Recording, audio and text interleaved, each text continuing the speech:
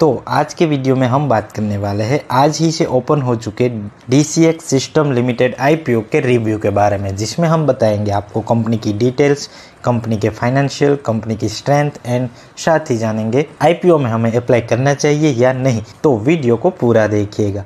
तो चलिए सबसे पहले बात कर लेते हैं कंपनी डिटेल्स के बारे में। ये एक इंडिया की one of the leading manufacturer है जो कि इलेक्ट्रॉनिक सब सिस्टम्स एंड केबल हार्नेसेस को बनाती है।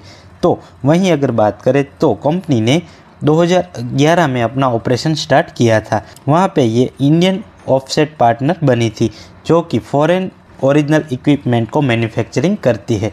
तो यहाँ पे कंपनी का बिजनेस फॉरेन से भी जुड़ा हुआ है।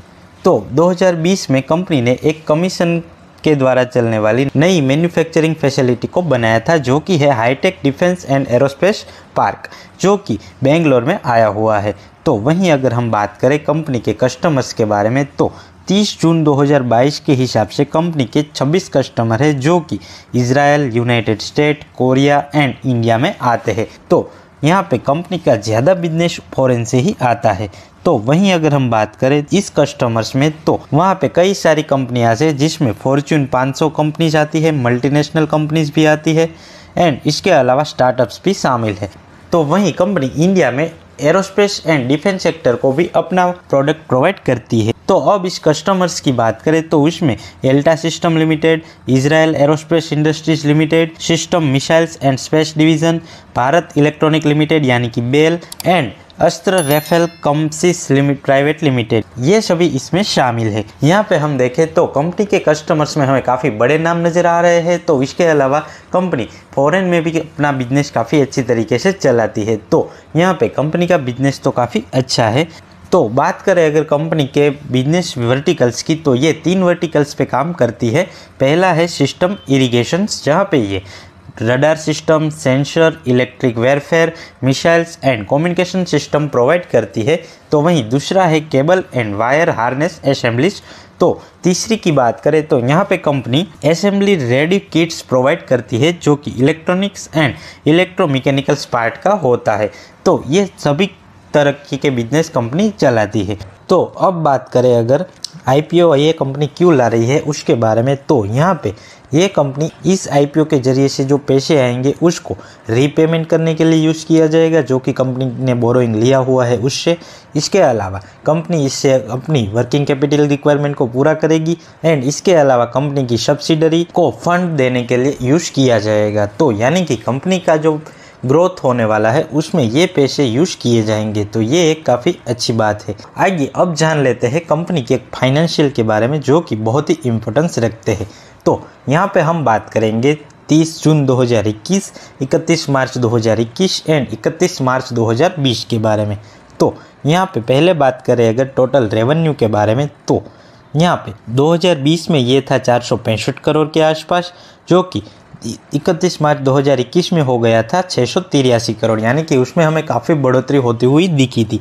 एंड उसके 3 मंथ बाद की बात करें तो यहाँ पे 128 करोड़ तक के रेवेन्यू हमें देखने को मिले थे। तो यहाँ पे आप देख सकते हो कि कहीं ना कहीं उतना रेवेन्यू हमें जनरेट होता हुआ नज़र आया है। तो वहीं प्रॉफिट आफ्टर टैक्स की बात करें तो 2020 में 9.74 था जो कि 2021 में 29.56 हो गया, काफ़ी बढ़ोतरी हुई है। लेकिन वहीं पे 3 मंथ के बाद अगर देखें तो केवल 3.34 ही हमें बढ़ता हुआ नज़र आया है। तो अभी इसका 4 गुना भी हम करेंगे तो यहाँ पे प्रॉफिट में हमें थोड़ी सी कमी नज़र आ रही है। तो वहीं अगर बोरोइंग्स की बात करें तो बोरोइंग्स जैसा आप यहाँ पे देख सकते हो कंपनी बीच में 1 साल बढ़ा था लेकिन उसके बाद यहाँ पे कम होती हुई नज़र आ रही है एंड इस IPO के बाद भी उसमें हमें कमी ही नज़र आने वाली। यहाँ पे फाइनेंशियल इतने अच्छे भी नहीं है एंड इतने बुरे भी कंपनी के नहीं है। यहाँ पे कंपनी के फाइनेंशियल काफ़ी ओके चल रहे हैं।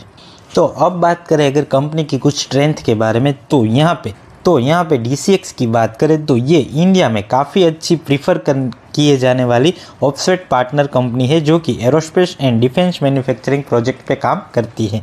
तो वहीं अगर बात करें तो कंपनी के पास काफ़ी अच्छा ऑर्डर बुक भी पड़ा हुआ है जो कि है 2563 करोड़ से भी ऊपर। तो वहीं अगर हम फाइनेंशियल परफॉर्मेंस देखें जो कि इतना ठीक ठाक था तो उसके हिसाब से ये प्राइस भी काफ़ी रीजनेबल है। तो अब बात आती है कि इस IPO में हमें अप्लाई करना चाहिए या नहीं करना चाहिए, तो एक तरह से तो ये छोटा IPO है एंड ग्रे मार्केट में काफ़ी अच्छी डिमांड भी चल रही है, तो फिर इसमें हमें लिस्टिंग गेन तो ज़रूर मिलेंगे। साथ ही साथ अगर आप लॉन्ग टर्म या फिर मीडियम टर्म में भी अप्लाई करना चाहते हो तो भी ये कंपनी आपको काफ़ी अच्छा परफॉर्मेंस दे सकती है। ओवरऑल देखें तो अप्लाई करने में कोई भी बुराई नहीं है। यहाँ पे हमें शायद लिस्टिंग गेन मार्केट की वजह से कभी ना भी मिले तो भी आने वाले टाइम में ये शेयर हमें पैसे बना के देगा, तो इस IPO में हम बिल्कुल अप्लाई कर सकते हैं। तो इस IPO में आप बिल्कुल निश्चिंत होकर अप्लाई कीजिएगा। तो फिलहाल इस वीडियो में इतना ही। अपने सभी दोस्तों के साथ इस वीडियो के लिंक को शेयर कर दीजिएगा। साथ ही अगर आपको HFCL के बेस्ट लेवल चाहिए तो लेफ्ट वाले वीडियो पर क्लिक कर सकते हैं एंड साथ ही अगर आपको रिलायंस के लिए गुड न्यूज़ चाहिए तो आप राइट वाले वीडियो पे जा सकते हैं। तो मिलते हैं अगले वीडियो में।